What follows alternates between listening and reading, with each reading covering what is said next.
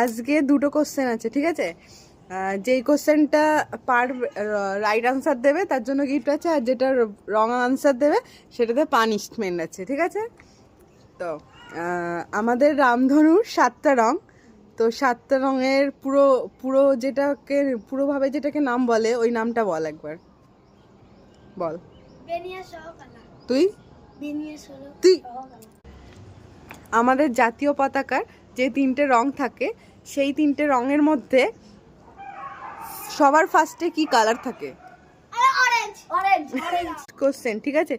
আমাদের প্রধানমন্ত্রীর নাম, হাত তোল যে পারবি। তোরা দুটো পারবি, আর কেউ পারবি না? প্রধানমন্ত্রী মোদি সরকারের পুরো নামটা বলতো। মোদি দামোদর মোদি সরকার।